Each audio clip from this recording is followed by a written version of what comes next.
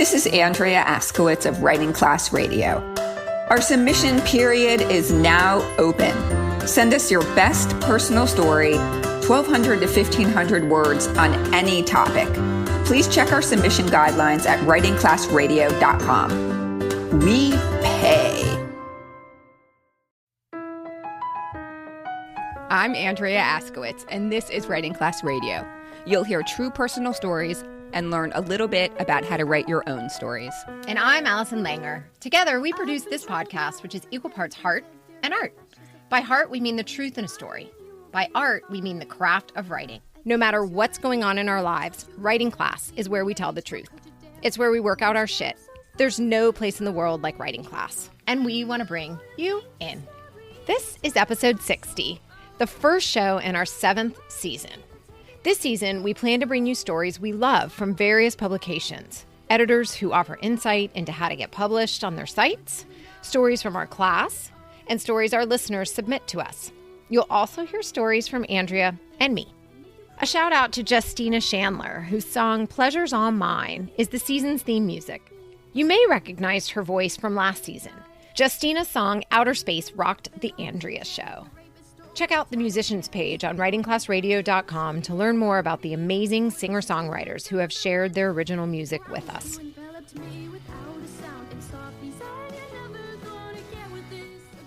Today on our show, we're talking about how to write about loss, specifically losing someone who dies.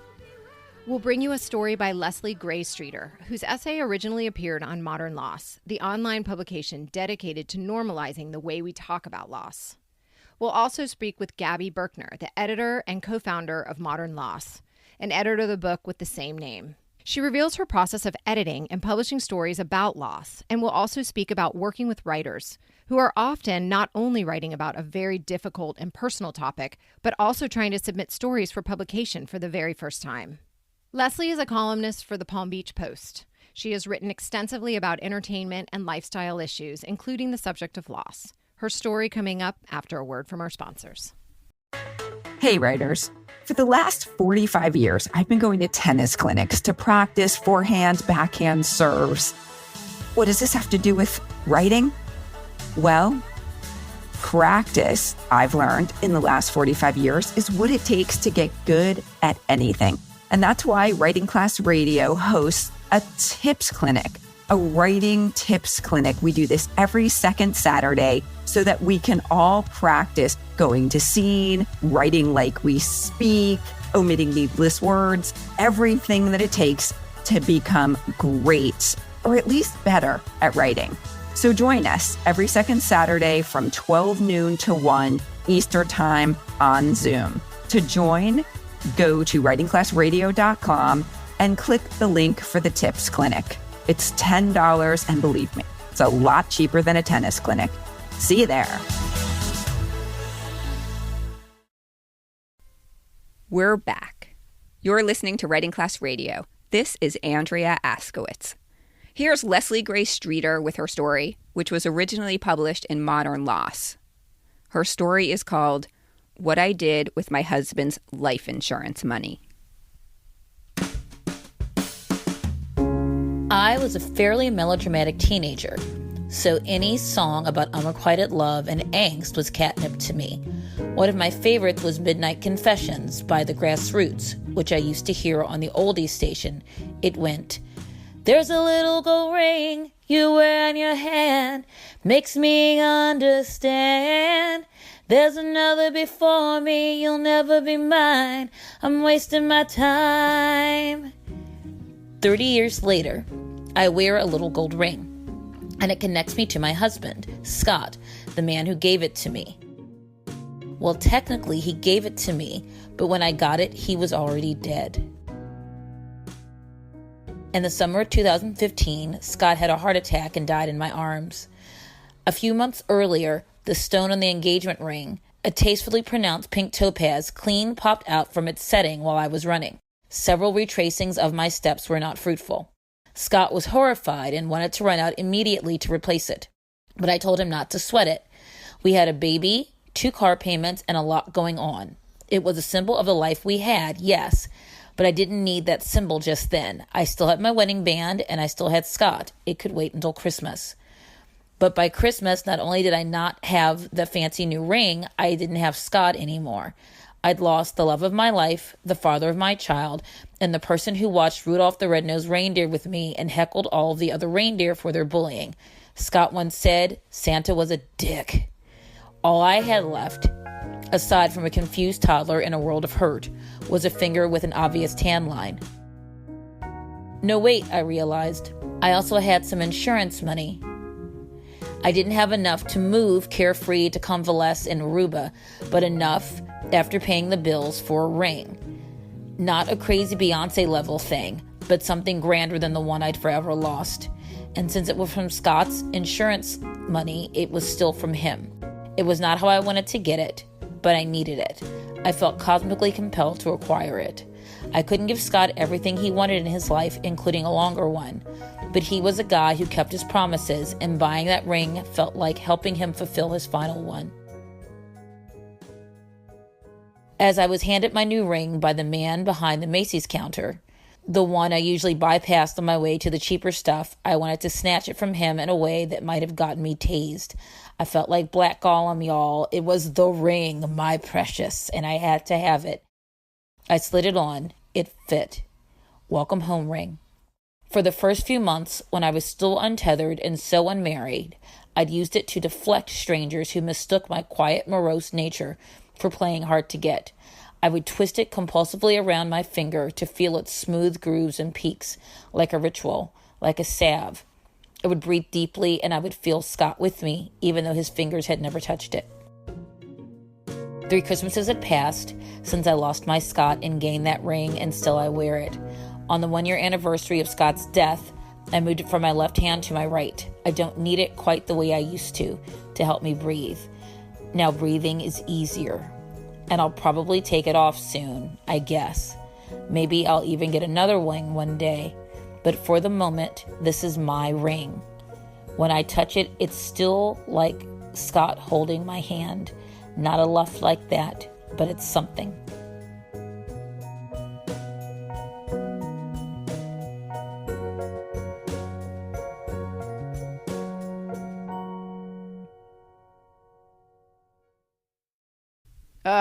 Okay. Great ending. And I got to say, a good ending after writing about death is not easy. She says, I love this part, I moved the ring from the left hand to the right, which I thought was so sweet. And you can see that she's trying to move forward while still keeping Scott close. I really love that part.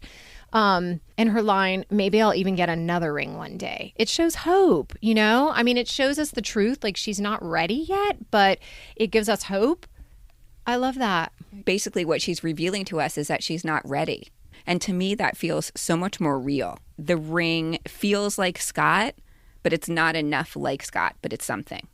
So you know she hasn't really moved on totally yet. But it's so real. It's not like, and I'm going to move on and I'm living happily ever after. Yeah. I love how she ended it. And she's moving the ring, but she is moving the ring from one side, from one side to the next. So we see that she's open to it. But yeah, it's painful. Her mind is knowing she needs to move on, but her heart is still not moving on yet. And that's what I love about this ending, because so many people try to end on like, hey, I'm A-okay. But she is telling us the truth, that she's not totally okay. And that is, to me, a really real ending. Oh, my God. How many stories have we gotten where everybody's like, hey, and life is so great and I'm going to figure it out and don't worry. But we don't need that in a story. We need the truth of where people are now, right now. And it's fine if it's not a happy place necessarily. We know that you're okay because you're writing the story. So we don't need you to hit us over the head with, hey, I'm okay, because then that just sounds fake. But if you're not okay, that's okay too. Yeah, absolutely okay. Every story doesn't have to land on a happy ending. Another thing Leslie does really well is she's not overtly sentimental. The emotion in this piece is high. I mean, she's dealing with the death of her husband. And then there's also this tendency that we see all the time in stories where someone will write with so much overblown, the language is overblown, it's sort of rococo, but you don't need to do that when you're writing about death. And Leslie really, she did it. She gave us details. The details are simple. They're explicit. They say so much. She says, a baby, 2 car payments, and a lost ring. And with that, I'm totally drawn in. Up next, we have something really cool to share. We have a behind-the-scenes interview with the editor of Modern Loss, Gabi Birkner. We asked her what she's looking for in a story, what her editing process is, and why she started Modern Loss. We also asked Gabi to give advice to writers about how to write about loss and how to submit a story to Modern Loss. Here's Gabi. As you may know, on Modern Loss, our personal essays, tend to be focused around one aspect of living with loss rather than the whole arc of someone's grief journey. It doesn't necessarily start at the point of death and move to today. And the reason for that is we run short and narrowly focused essays because it's really hard to tell the whole arc of your grief journey in, say, 1,000 words. And Leslie's piece is a really great example of talking about one aspect of her grief story. And also, part of Modern Loss is about breaking down the taboo around talking about death. And Leslie's actually touches on a double taboo, which is death and money. And it was really, I thought, a great way to talk about losing her husband, talk about something a lot of people can relate to, like something tangible. And it was funny because we like to talk about grief in the way we talk about life because it's so much a part of life. I loved how she integrated humor into her piece, whether it was saying Santa was a dick or saying that it wasn't kind of any Beyonce level thing. She talked in the way we talk to our friends, and it feels conversational in a way that a lot of resources for people who are living with loss out there do not.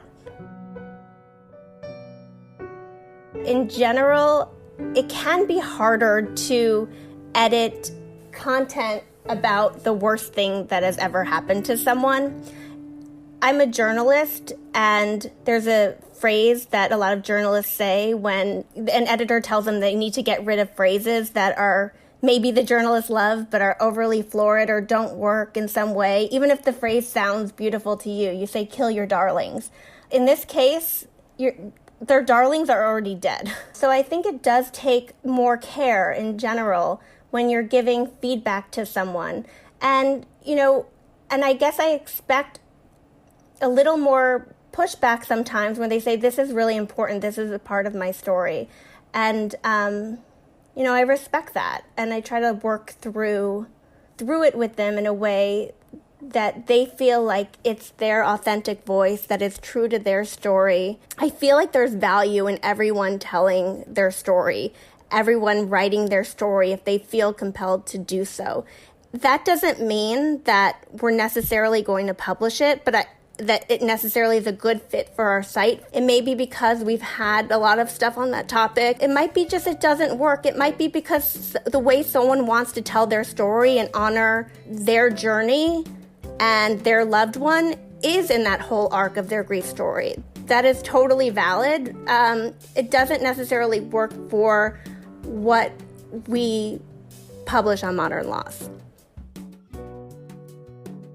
When I was 24, having graduated from college a couple years earlier, I was working as an obituary writer at a local newspaper because that's where I got my start in newspapers. I got the news that my father and stepmother had been murdered in a robbery in Sedona, Arizona. The perpetrator was someone that a local plumbing company had sent them when they had a frozen pipe that winter. At that point, he cased the house and then came back, apparently intending only to rob them, but ended up killing them both.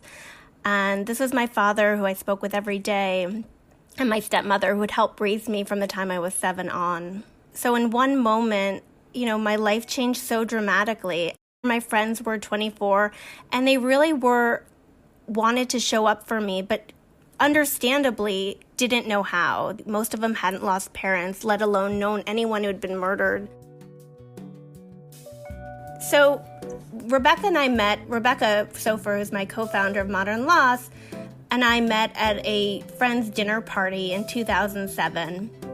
And our friend had gathered a bunch of women in their 20s and early 30s who had all lost parents as teens or young adults. So we're all missing one or more parents.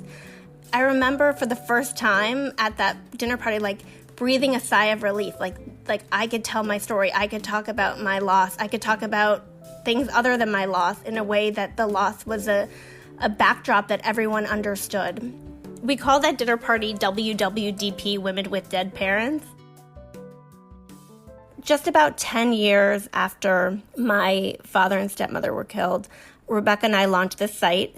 The funny thing is, like, when we were launching it, people would be like, hey, what are you guys up to these days? And we'd be like, we're working on this site about death and loss. And people would sort of like slowly back away and look at us like we were super creepy.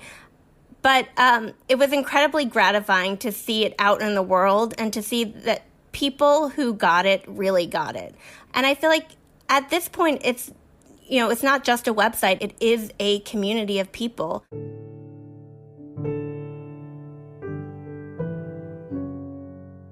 Loss is complicated. Loss is messy. And I would encourage people to really go there. Really try to be authentic to yourself and your story. And I would say you don't have to talk about loss in a very circumscribed way. When we launched our website at the end of 2013 with a piece called My Dead Husband, the Serial Adulterer.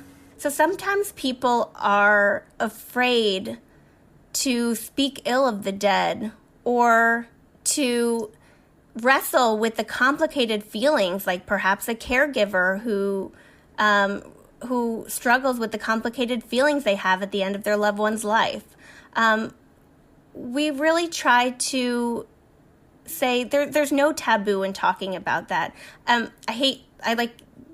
It's like so freaking lame to quote yourself, but there's a line in the book at the end of our secrets chapter. It was like, we're imperfect people mourning imperfect people imperfectly. Our site gives social permission to do that and to say, like, they don't need to be perfect to be loved, to be honored, to be remembered, to be written about. And when you do that writing can be true to your story. It doesn't have to turn them into a saint that they weren't.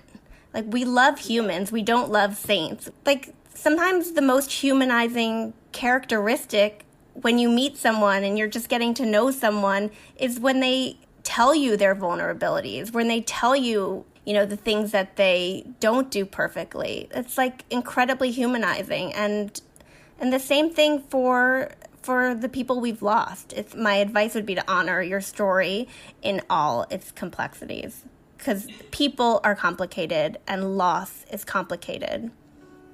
And stories are going to read more authentically. They're going to read more casually, conversationally, unfold naturally if you are writing from a place of your own truth.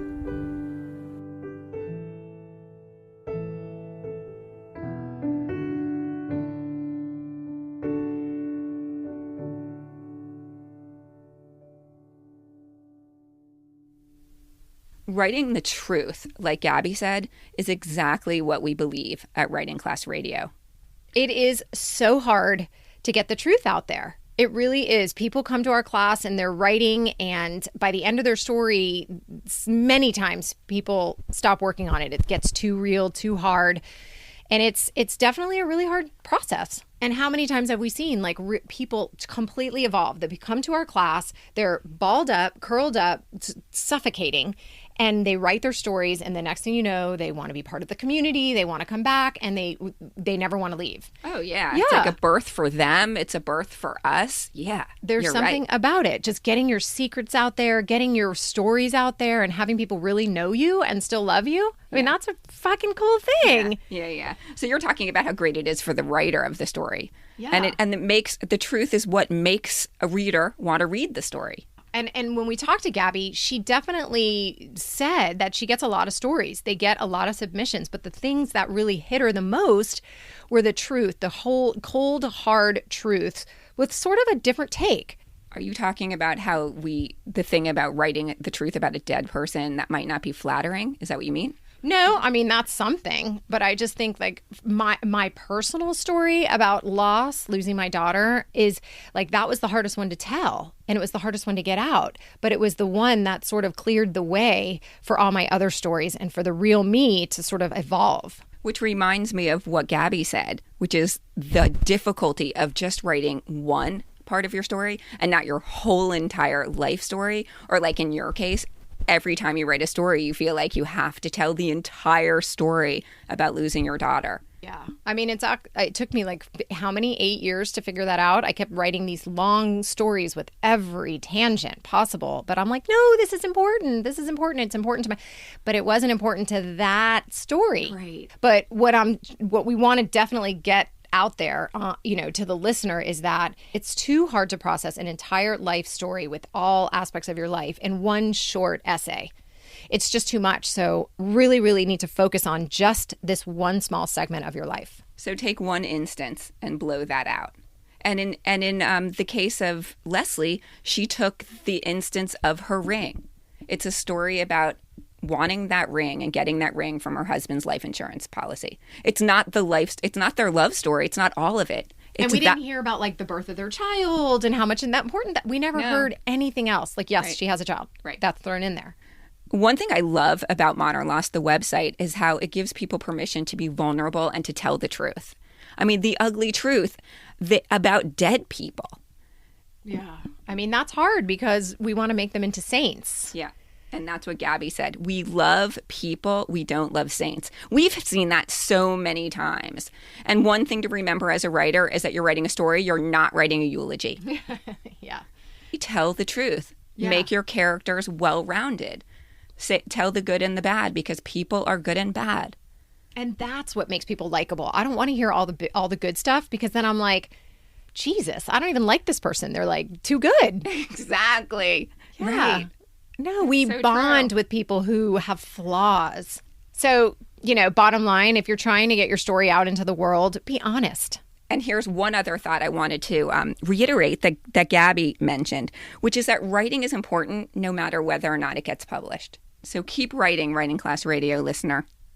Keep writing. And submit. Make sure you submit. Best way to learn. On modernloss.com, you'll find personal essays about loss. They also have resources like how to deal with the holidays, how to go back to work after loss, and other how-tos. They have a book called Modern Loss, which readers have described as a support group in book form. To submit, go to modernloss.com and follow the guidelines. Thanks for listening. Thank you, Leslie Grace Streeter, for sharing your story, and Gabi Birkner for coming on our show and giving us a little insight on how to write about loss, and also how to get published in Modern Loss. For anyone affected by loss, and who hasn't been, go to modernloss.com to read all their stories. Writing Class Radio also wants your story. Send us your best true personal essay. We pay between $50 and $100. Go to our website, writingclassradio.com. Hit the submissions tab for our guidelines. Then, before you submit, listen to a bunch of our episodes to get a sense of what we air. Being familiar with style and content will up your chances in getting published in any publication. Writing Class Radio is produced by Virginia Laura, Andrea Askwitz, and me, Allison Langer. Theme music by Justina Chandler. And additional music by Poddington Bear. Writing Class Radio is sponsored by and recorded at The Launchpad at the University of Miami. This episode is sponsored by the podcast Made Visible, which brings invisible illness to light. And it's also sponsored by me, Allison Langer. If you're looking for an editor, email me at allison@writingclassradio.com. I'd love to help. There's more writing class on our website, writingclassradio.com, including video classes, stories to study, and editing resources. Contact us at info@writingclassradio. If you love this show and enjoy all the extras on our website, hit the support us button. A new episode will drop every other Wednesday, so look for us. There's no better way to understand ourselves and each other than by writing and sharing our stories. Everyone has a story. What's yours?